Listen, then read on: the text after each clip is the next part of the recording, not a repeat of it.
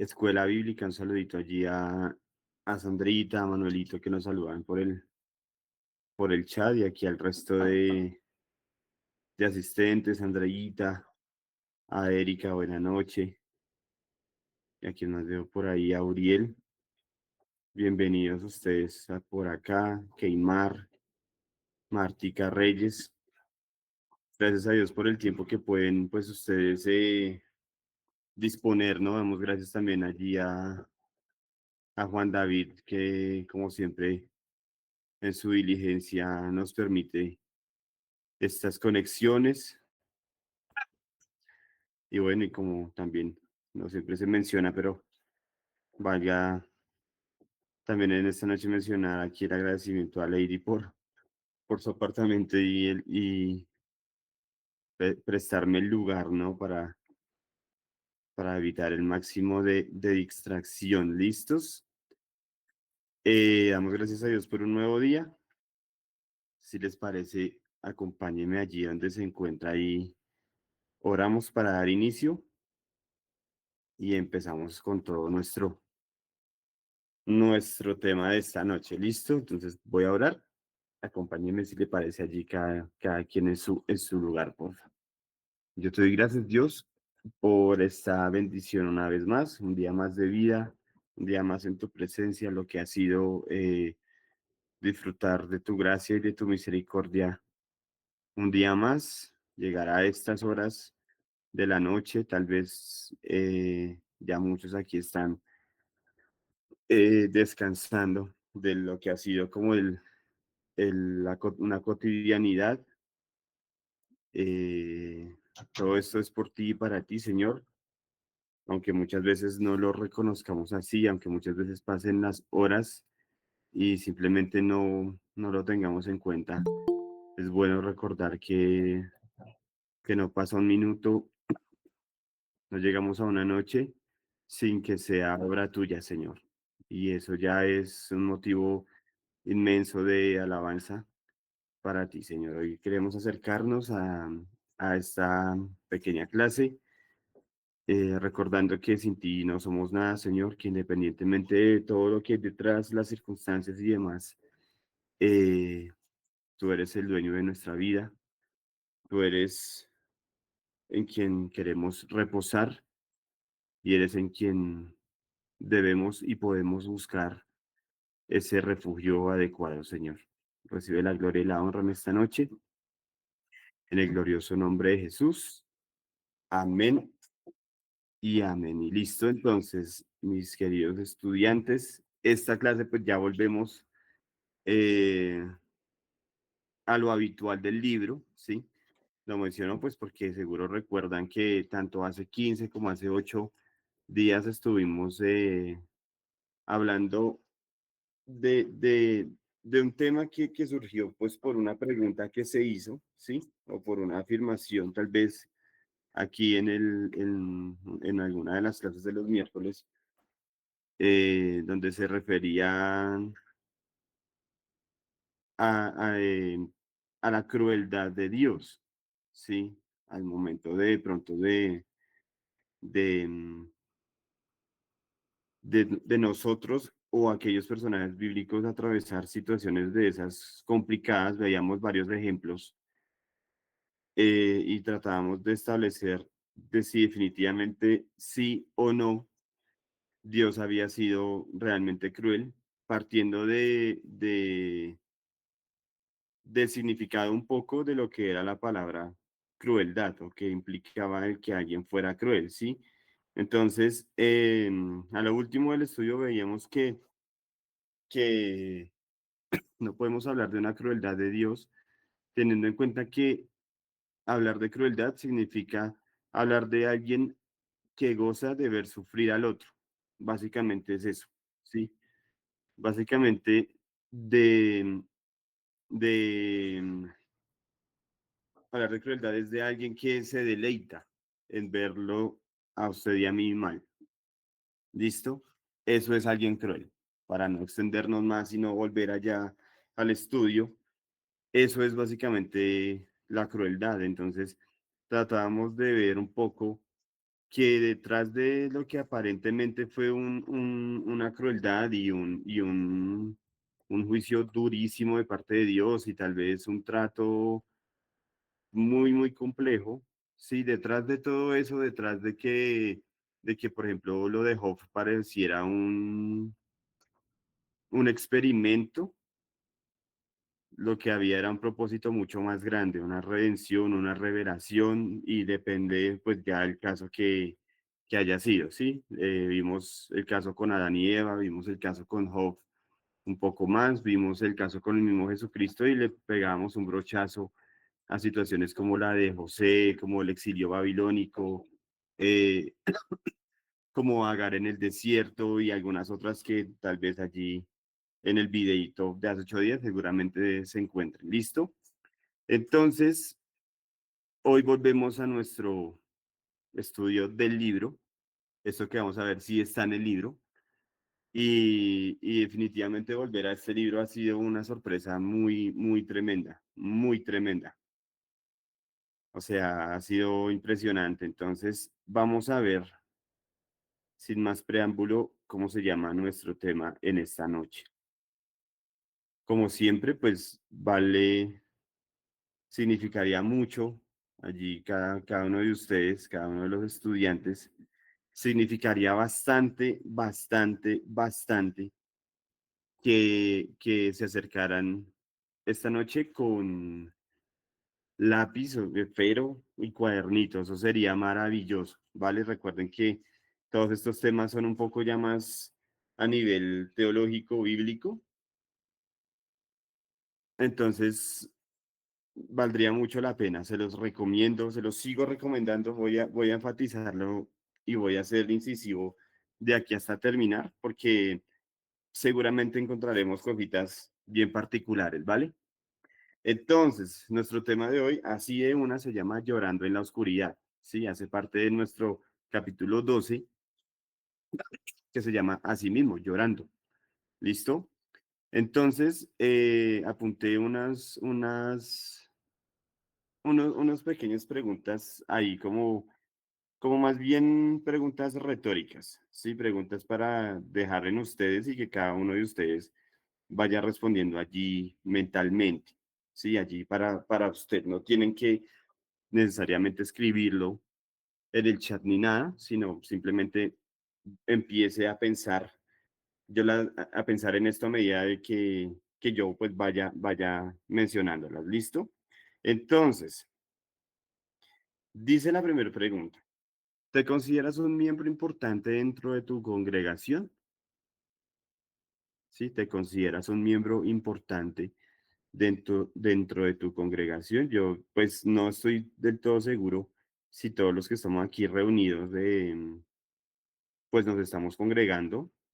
Sí, no, creo que no al 100% los conozco a todos, tal vez una o dos personas son pues de casa, pero entonces pensémoslo, pensemos si ya hacemos parte como tal de una membresía, sí, pensemos si hacemos parte tal vez de un ministerio, sí, pensemos si hacemos parte de activamente de una iglesia, sí, y pensemos qué tan importantes somos nosotros en esa congregación.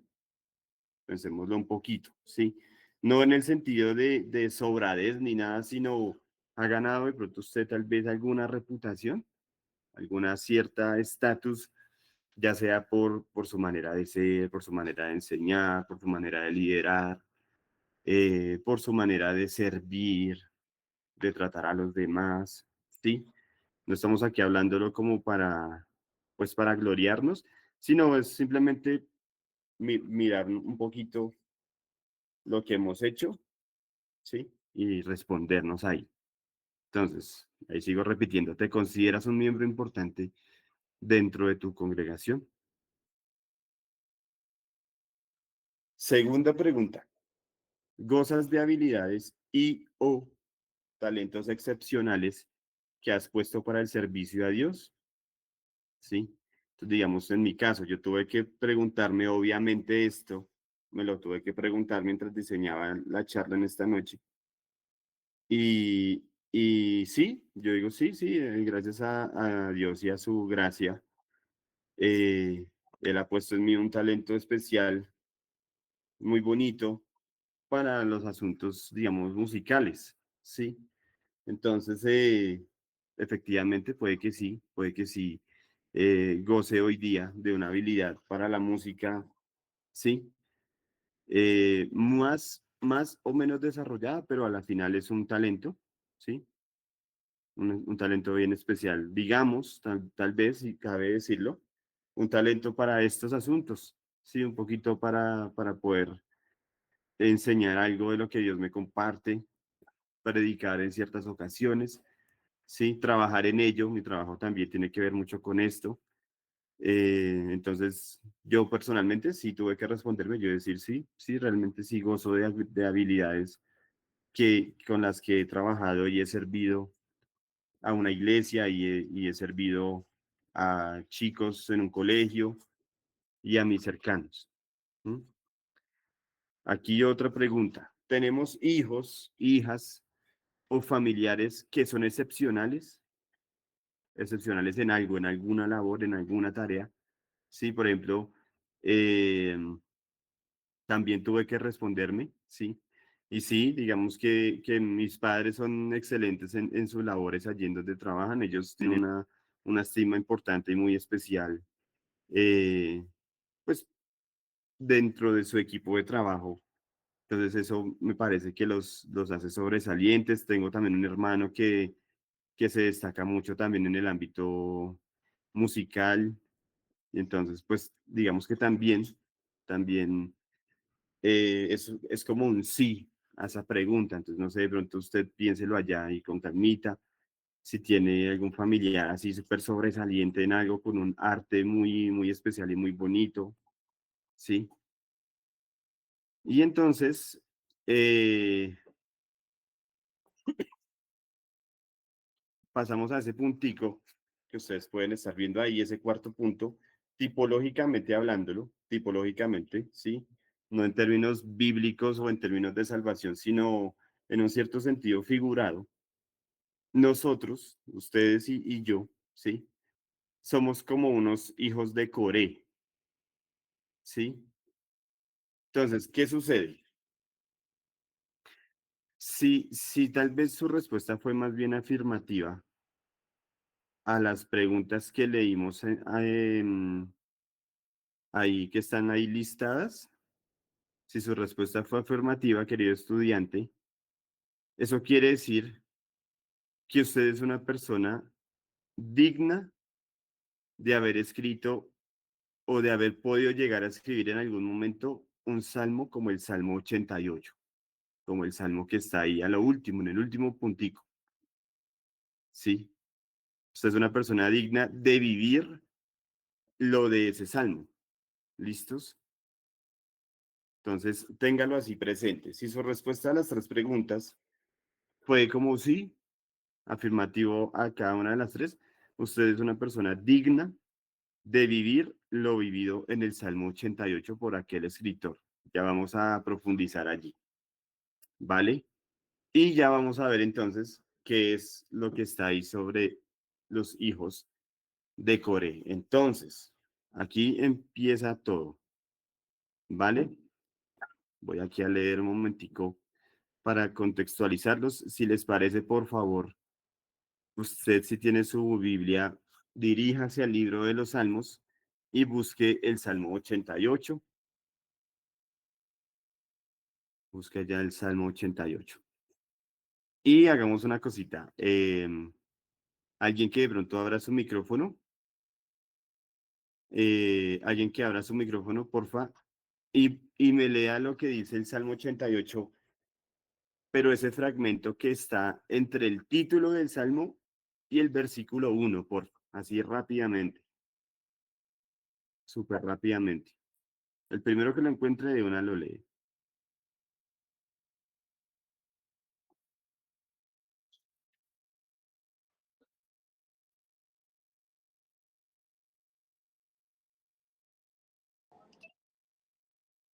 Dice, Buenas noches. Dice súplica por la liberación de la muerte, cántico, salmo para los hijos de Coré, al músico principal para cantar sobre Mahalat, Masquil de Man, es Raíta. ¿Sí? ¿Eso, Paz, profe? Eso es. Sí, señorita. Gracias, Erika. Gracias. Entonces, mi querido estudiante, esto, esto, esto va a ser un estudio exhaustivo del Salmo 88. Vamos a ver si alcanzamos a abordar todo hoy. No creo, pero vamos a ver qué hay del Salmo 88 en relación a todo el estudio que tenemos, que estamos revisando. ¿Listo? Entonces, este salmo efectivamente es un cántico, ¿sí? Es un cántico. Lo dice allí, lo refiere el fragmento que Erika amablemente nos leyó, ¿sí? Pero ¿qué pasa con este salmo? Este es el salmo, este es casi que el salmo más triste de todos los 150 salmos que hay ahí escritos. Es un salmo sumamente particular, por eso que les estoy diciendo, porque tiene una carga de como de tristeza y de un cierto dolor bien particular. ¿Listo? Entonces estamos entrando en un terreno que de una tiene que ver con nuestro estudio, sí, con nuestro estudio general. Es un cántico notablemente triste y muy a menudo entonces sí se le considera como el salmo más triste de toda la colección de salmos, ¿vale?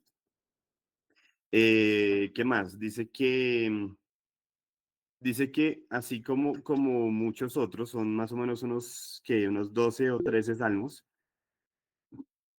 eh, aquello que dice masquil, espérenme aquí, masquil de Gemán Esraíta, ¿sí? Aquello que dice masquil son salmos que son como salmos de instrucción hacia algo, ¿sí? Salmos de instrucción para con algo, ¿sí? Robertico, buena noche, levantó ahí la manito. Robertico, sí, no había visto. ¿Qué más, Robertico?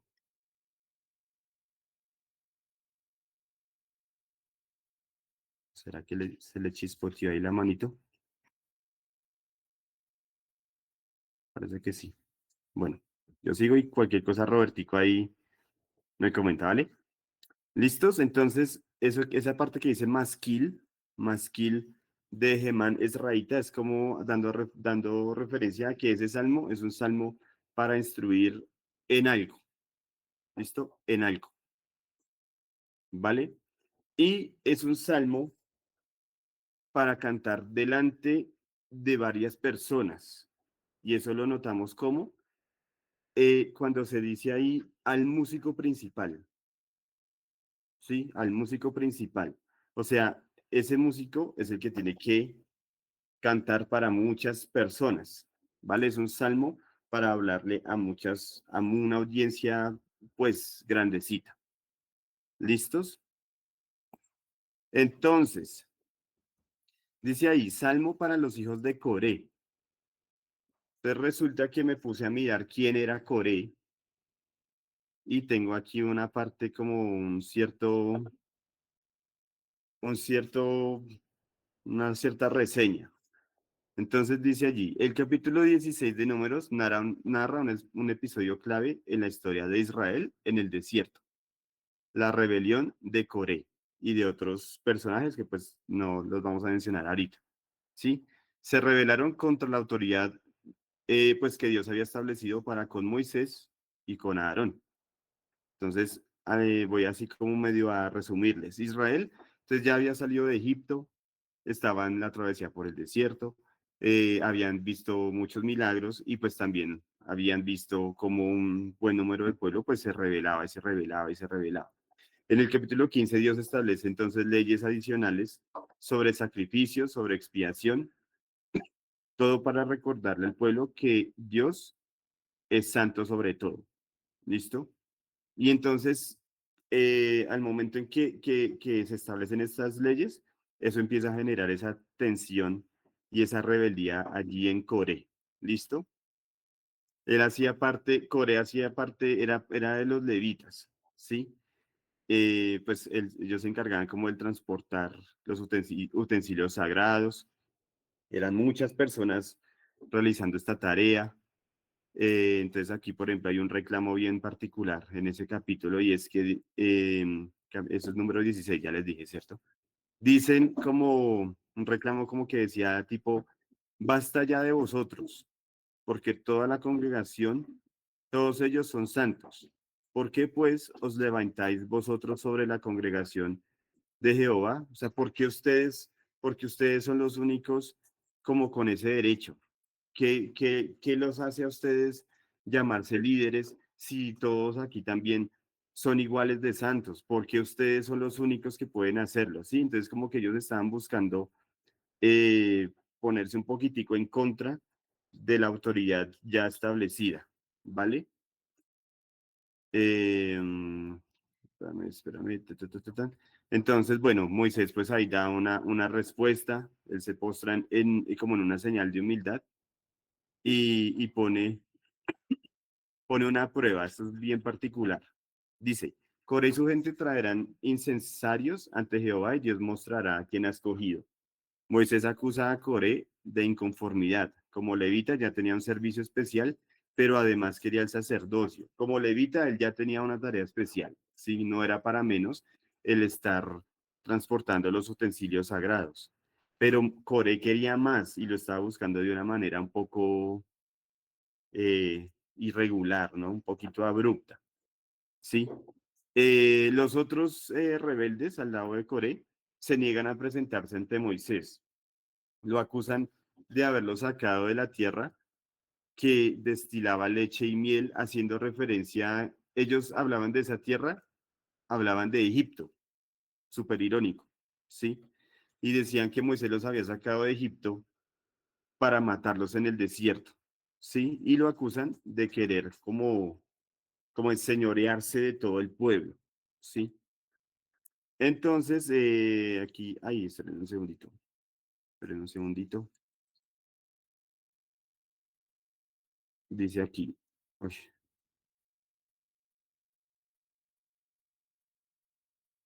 entonces, la prueba del incienso. Entonces, bueno, 200 hombres, 200 y pico de hombres eh, traen como los incensarios y con fuego delante de Jehová. Y pues Jehová, Dios, se manifiesta. ¿Sí? Dios amenaza entonces con consumir a toda la congregación, pero entonces Moisés y Aarón interceden. ¿Sí? Entonces Dios da la orden de que todos se aparten de las tiendas de Coré y de los demás rebeldes. La tierra se abre y traga vivos a esos rebeldes, a sus familias y a sus bienes. ¿Sí? Esa escena es súper fuerte, obviamente, es muy, muy fuerte. Dios pues ordena recoger los incensarios de aquellos que murieron y se hace ya toda una actividad como en señal de advertencia al pueblo, diciéndoles como que solo los que Dios ha elegido son los únicos que pueden acercarse al sacerdocio. O sea, el asunto era realmente muy serio, ¿sí? Eh, que bueno, después de eso sucede algo también fuerte y es que el pueblo al ver todo lo que sucede, vuelven y cargan contra Moisés. Ustedes trajeron la muerte al pueblo de Dios y Dios vuelve y ejecuta un juicio allí. Envía una plaga y mueren alrededor de casi que 15.000 personas, ¿sí? Y todo como por un tema ahí, em, todo como por un tema de rebelión, como de rebelión para con la autoridad establecida. Pues supremamente delicado. ¿Listo? Eso es como así, un brochazo gigantesco, bueno, rapidito a todo lo gigantesco de la historia de Corea y toda esta situación, pero hay algo bien particular. Si ustedes vuelven al Salmo 88, entonces se van y se encuentran con que en el fragmento que Erika leyó, dice, Salmo para los hijos de Coré, ¿sí? ¿Qué pasa? Cuando en ese momento la tierra se abrió y consumió a aquellos rebeldes, eh, en su misericordia, Dios preservó la vida de los hijos de este hombre, ¿sí? De Coré. Ya vamos a ver qué significa. Vamos a ver eso, qué impacto tiene para con nosotros. Y entonces sigo con un poco el contexto de Coré, ¿sí? Em, bueno, hasta ahí lo de Coré, ¿cierto? Y enseguida vemos que en ese fragmento que Erika lee, dice Masquil de Hemán Esraíta. Entonces, este Hemán Esraíta es el escritor del Salmo 88, descendiente de como del linaje, digámoslo, de Coré. ¿Listo? De Coré. O sea, él hace parte de como de esa familia. Entonces, ¿por qué les decía yo, o por qué estas preguntas que ustedes están viendo ahí al principio? Eman Esraíta era, sí, tenía un perfil como el de esas preguntas que están ahí en la lista, en la pantalla. Él poseía una sabiduría importante. Dice en Primera de Reyes 4:31, aún fue más sabio que todos los hombres, más que Etán Esraíta y que Gemán, Calcol y Darda, hijos de Mahol, y fue conocido entre todas las naciones de alrededor. Aquí se está hablando de Salomón, diciendo que Salomón fue más sabio que los sabios, ¿sí? Fue más sabio que los sabios. Y dentro de esos sabios se cuenta a Emán Esraíta, o sea, al escritor del Salmo 88. ¿Qué más se dice? Él era, pues, se cuenta dentro de los hijos de Coré. Esto lo vimos en Primera de Crónicas 6:33. Dice allí, estos pues con sus hijos ayudaban. De los hijos de Coat, el cantor Emán, hijo de Joel, hijo de Samuel. O sea, Emán, el hombre que escribió el Salmo 88. ¿Sí? ¿Qué más hacía parte del perfil de Emán? Por ejemplo, Primera de Crónicas 6:33. Bueno, ya lo leímos. Segunda de Crónicas 5:12. Dice, y los levitas cantores, todos los de Asaf, los de Gemán, los de Jedutún, juntamente con sus hijos y sus hermanos vestidos de lino fino, estaban con címbalos, salterios y arpas al oriente del mar, del altar, y con ellos 120 sacerdotes que tocaban trompetas. ¿Sí? O sea, el escritor del Salmo 88 hacía parte como del equipo, sí, de ese todo el grupo de música allí del momento, ¿sí? Porque yo menciono ahí lo de los hijos y las hijas excepcionales, fíjense en esto. Primera de Crónicas 25, del 5 al 6. Todos estos fueron hijos de Gemán, o sea, del escritor del Salmo 88. Vidente del rey en las cosas de Dios. Ese era Gemán, vidente del rey en las cosas de Dios, para exaltar su poder. Y Dios dio a Gemán 14 hijos y 3 hijas, y todos estaban bajo la dirección de su padre en la música, en la casa de Jehová, con címbalos, salterios, arpas, para el ministerio del templo de Dios. Asaf, Jedutún y Emán estaban por disposición del rey. O sea, ellos definitivamente gozaban de un cargo sumamente especial dentro de toda esa comitiva, ¿no? Y sus hijos también igual trabajaban. Es como cuando un líder de nuestra iglesia, un líder con una muy buena posición, tiene a sus hijos también sirviendo en los diferentes ministerios, veámoslo de esa manera. Y su servicio al rey, pues que también hace parte del perfil que les acabo de leer y pues de lo que quería transmitir ahí en esa primera pantalla. Listo, entonces, ese era Gemán Esraíta, o sea, ese era el escritor del Salmo 88. Ese era esa persona, descendiente de aquellos que en su momento se rebelaron contra Dios y contra la autoridad establecida allá en el desierto. ¿Vale? Entonces, ¿por qué quiero hacer énfasis o quise hacer énfasis en Gemán, en el escritor del Salmo? Porque de pronto el estudiar la identidad de este hombre nos ayuda a comprender un poquito mejor el Salmo o nos ayuda a meternos al contexto muchísimo más, ¿sí? Estamos hablando de un hombre sabio, talentoso, bendecido, ¿sí? Entonces, esa es la persona que escribió el Salmo que vamos a leer a continuación. ¿Listos? Entonces, nuestro primer punto para esta noche. Un clamor desde la fe. Voy entonces a leer rápidamente el Salmo, voy a tratar de no correr, voy a leer el Salmo y usted me va a hacer el favor y lo va a escuchar sumamente atento, ¿listo? Muy atento, muy, muy atento. Si tiene su Biblia allí a la mano, me va a acompañar en la lectura. Sumamente atento, preste la atención absolutamente a cada uno de los versículos, lo que se menciona, ¿vale? Dice allí, oh Jehová, Dios de mi salvación. Día y noche clamo delante de ti. Llegue mi oración a tu presencia. Inclina tu oído a mi clamor, porque mi alma está hastiada de males y mi vida cercana al Seol. Soy contado entre los que descienden al sepulcro. Soy como un hombre sin fuerza, abandonado entre los muertos, como los pasados a espada que yacen en su sepulcro, de quienes no te acuerdas ya, y que fueron arrebatados de tu mano. Me has puesto en el hoyo profundo, en tinieblas, en lugares profundos. Sobre mí reposa tu ira, y me has afligido con todas tus ondas.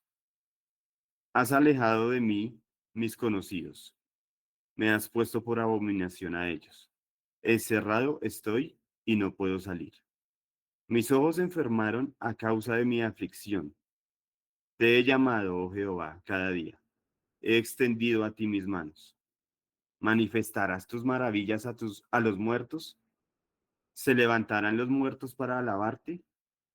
¿Será contada en el sepulcro tu misericordia o tu verdad en el Abadón? Serán reconocidas tus tinieblas, perdón, serán reconocidas en las tinieblas tus maravillas y tu justicia en la tierra del olvido. Mas a ti yo he clamado, oh Jehová, y de mañana mi oración se presentará delante de ti. ¿Por qué, oh Jehová, desechas mi alma? ¿Por qué escondes de mí tu rostro? Yo estoy afligido y menesteroso.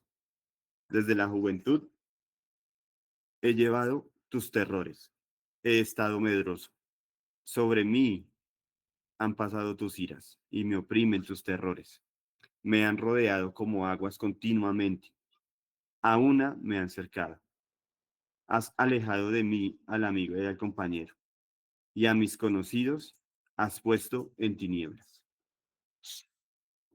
Hasta ahí da el salmo.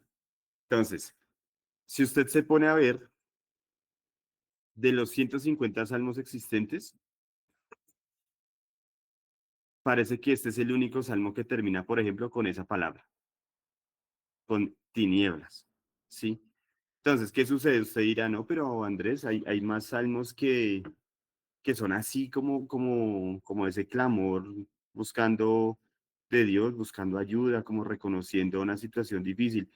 Y sí, mi querido estudiante de la escuela bíblica, hay bastantes salmos así, pero si usted toma, no sé, tome en su estudio personal, tal vez busque varios y compárelos con este salmo, se va a dar cuenta que cada uno de esos salmos tienen, así sea un versículo, es como una luz de esperanza en medio de lo difícil que se narra. En cambio, este salmo no.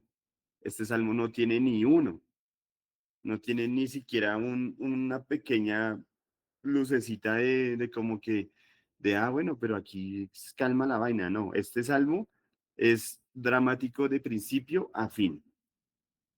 ¿Quién lo escribió? La persona que describimos ahorita. ¿Listo? La persona que describimos ahorita. Entonces empezamos a desmenuzar el salmo. ¿Listo? Un clamor desde la fe, el versículo 1 y 2. ¿Sí? Dice el versículo 1 y 2.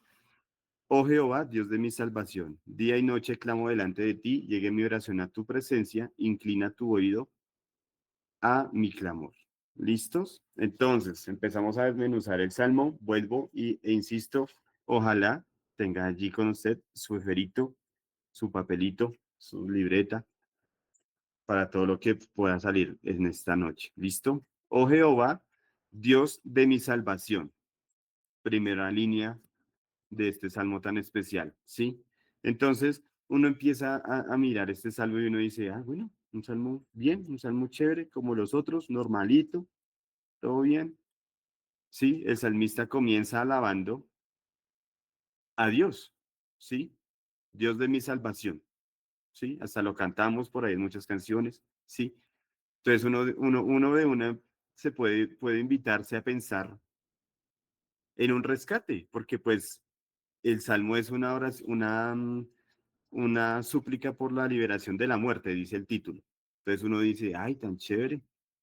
Seguro entonces el hombre está acercándose al Dios de su salvación, confiando justamente en eso, en esa liberación. ¿Mm? Pues resulta que este no fue el caso. Resulta que este no fue el caso, o al menos hasta el versículo 18. Resulta que este no fue el caso. No fue el caso. ¿Listo? Entonces, ahí de una vez, con esto que acabamos de decir, aquí ya nos podemos demorar el resto de clase. El hombre empieza diciendo, oh Jehová, Dios de mi salvación, una salvación que uno lee el salmo y no sabemos si llega. Una persona que está atravesando lo que atravesó, lo que acabamos de leer, así de difícil, y no sabemos si llegó esa salvación. O sea, no lo tenemos del todo claro al menos en el salmo, ¿no? ¿Mm? Eh, una persona tan, como tan sobresaliente.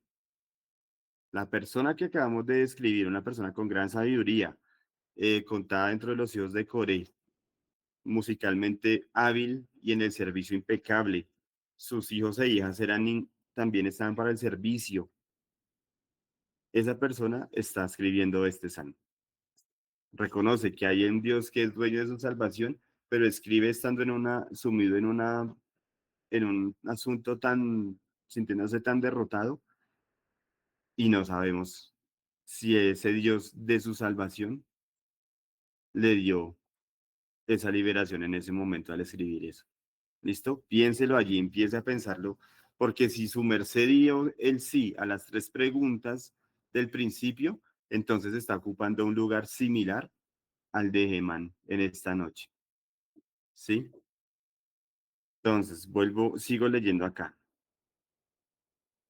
Este título era un recuerdo del pasado y se aferraba a una esperanza futura. Seguramente Gemán está hablando de situaciones que él observó en el pasado, ¿sí?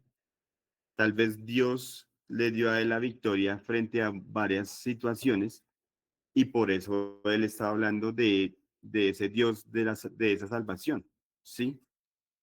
Tal vez estaba más aferrado a aquello que acabó de pasar que a lo que estaba por venir. Podría tal vez ser, ¿sí? Sea como sea, este salmo, solo este fragmento es uno de los pequeñitos detalles de luz que trae el salmo. De ahí para adelante, no hay más, ¿sí? Por ejemplo, miremos una cita que tengo acá de Charles Spurgeon. Decía Spurgeon en su compendio sobre los salmos, el único rayo de luz confortable que brilla en este salmo, es el que acabamos de leer, el escritor tiene la salvación de eso y está seguro. Y Dios es el único autor de ella. O sea, hasta ahí, todo en orden, todo bien. Si bien un hombre puede ver a Dios como su salvador, no es del todo medianoche para él. Sí, no es del todo medianoche para él. Y ahí empieza a cambiar un poco la perspectiva. nosotros puede que estemos viviendo algo como el Salmo 88 y aún en medio de eso podamos apartar esta noche unos minutos y cerrar nuestros ojos y decir, Padre de nuestra salvación, Dios de nuestra salvación, estoy en esto, en esto, en esto. Me está pasando esto, esto o lo otro. Sí. Padre de nuestra salvación, porque así es. Sí, acordémonos que nos acercamos a Dios por lo que es Él, por lo que Él ha hecho. ¿Listo? ¿Qué otra frase encontramos ahí en estos dos primeros versículos? Llegue mi oración a tu presencia. ¿Sí? La oración era apasionada, ¿sí? Era un clamor. Y dice que es constante. Día y noche clamo delante de ti. Día y noche clamo delante de ti. Sí, esto invita a pensar que entonces es una oración así más bien fervorosa y constante, día y noche, ¿sí? Algo está sucediendo en la vida de este hombre cuando estaba escribiendo el Salmo 88. Algo estaba sucediendo y él buscaba de Dios día y noche de una manera sumamente particular, con un clamor, ¿sí? Sabemos que cuando se nos menciona la palabra clamor, nos invita a pensar en algo un poco más fervoroso, ¿no? Un poco más sentido, ¿sí? El salmista entonces estaba desesperado porque Dios se inclinara y escuchara su oración, ¿sí? Y respondiera su oración.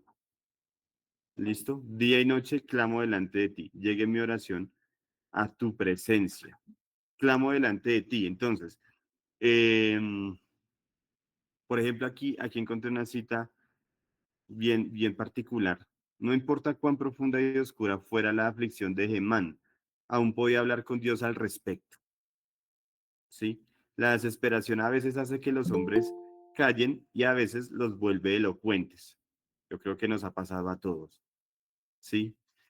Alguna crisis por la que hayamos pasado puede o uno hacernos callar y guardar un silencio de esos que duele tanto, tanto, o tal vez nos hace hablar y orar y clamar y clamar y clamar. En este caso era el caso del escritor del Salmo 88. ¿Listo? Eh, Llegué mi oración a tu presencia. ¿Listo? Entonces ahí empezamos a ver la insistencia del hombre al querer encontrarse con el Padre. Un clamor desde la fe, dice ahí el punto, ¿no? O sea, un clamor desde lo que él, esa convicción que él tiene, esa convicción en la cual él se mueve día a día. ¿Listos? Segundo punto, a ver si lo alcanzamos a ver, y ya con ese terminamos por hoy, ¿vale? Porque de este estudio sí me salieron varios puntos. La cercanía de la muerte. Lo vemos en el verso de los versos 3 al 5 que dicen así: porque mi alma está hastiada de males y mi vida cercana al Seol. Soy contados entre los que descienden al sepulcro. Soy como hombre sin fuerza, abandonado entre los muertos, como los pasados a espada que yacen en el sepulcro, de quienes no te acuerdas ya y que fueron arrebatados de tu mano. ¿Listo? Estos pasajes ya tienen unas declaraciones bien duras. ¿Listo? Entonces, por ejemplo, cojámoslo y de nuevo desglosemos el pasaje punto a punto. Empieza diciendo, porque mi alma está hastiada de males. ¿Sí? Entonces, esa agonía parece que no era así de superficial. Sí, se hundía y se hundía y se hundía allí en el alma. Sí. Entonces era obviamente interna en el sentido de que estaba allí doliéndole en el alma, pero también externa porque estaba casi que amenazando su vida misma. Y lo dice ahí, mi vida está cercana al Seol. ¿Sí? Otros esperaban que el salmista muriera. Soy contado de entre los que descienden al sepulcro, dice ahí. O sea, seguramente alguno o de pronto él mismo se contaba entre aquellos que ya lo único que les esperaba, les faltaba era simplemente lanzar su último suspiro y despedirse de esta vida. ¿Sí? Mi alma está hastiada de males, también lo dice ahí. Dice acá. Ah, bueno, esa es la primera frasecita, ¿no? Mi alma está hastiada de males. Y acá hay un comentario nuevamente de Spurgeon, bien especial. Tenía su casa y sus manos llenas de dolor, pero peor que eso, tenía el corazón lleno de dolor. La angustia en el alma es el alma de la angustia, dice Spurgeon ahí. La angustia en el alma es el alma de la angustia, ¿sí? Eso era lo que le estaba sucediendo allí a nuestro estimado escritor, ¿vale? ¿Qué más refiere allí? Dice, por ejemplo, la frase de estoy abandonado entre los muertos, ¿sí? El salmista estaba tan débil y tan afligido que se sentía y otros lo consideraban como prácticamente muerto ya, ¿sí? La muerte parecía entonces ya estarle ganando ahí como la batalla. Estoy contándome entre los muertos, entre aquellos de los que ya ni te acuerdas, dice el salmista. ¿Sí? Entonces aquí se dice que el cantor seguramente temía a la muerte, ¿sí? Temía que significara ser separado no solo de las relaciones terrenales, sino también de su relación con Dios. Esa frase es bien particular, ¿sí? Entonces, bueno, uy, es que acá ya se me va súper, súper largo si seguimos ahondando en este punto. Démoslo en hasta este momento. Ah, bueno, ahí terminábamos ya este puntico. Démoslo hasta el punto 2, nos faltan más, pero digamos que la idea es tratar de hacerlo casi que de coma a coma. Entonces, hasta hasta este momento, pensemos qué tan eh, similares somos a Eman, ¿sí? ¿Qué tan similares? Ya vimos el perfil de él, una persona respetada, importante en el servicio, sí, musicalmente hábil, sí. Em, Sus hijos e hijas también participaban de una actividad increíble dentro de un equipo, sí. ¿Cuántos de ustedes y sus hijos pasan como por esta misma particularidad? ¿Cuántos de ustedes y sus familias mismas gozan de, de de ejecutar una labor en la iglesia bien bonita y bien satisfactoria? Eso le sucedía a Emán y démonos cuenta lo que estaba sucediendo. Entonces, ¿todo para qué? O al menos a que invita un poco este pasaje, que lo seguiremos viendo la otra semana, a que las situaciones así, o sea, nos van a llegar, ¿sí? Si nosotros tal vez, o sea, no es requisito. Sí, no es requisito el que nosotros tengamos o gocemos de cierto estatus para que el sufrimiento y para que los momentos malos no nos lleguen. Sí, no es requisito. Recordemos que es más la obra de Dios en nuestras manos. Recordemos que es más producto de cosas que tal vez no fueron decisiones nuestras, pero recordemos aún más que es Dios el que está en este momento con nosotros. Ahorita no lo alcanzamos a observar. Pero Emán, al escribir este salmo, él siempre se dirigió a Dios, ¿sí? A Dios. Él siempre se dirigió a Dios. Y eso ya debe ser una invitación importante en esta noche, ¿sí? Sea cual sea sea cual sea la situación, no sabemos exactamente cuál era la de Emán, pero quedó registrada en el libro de los Salmos.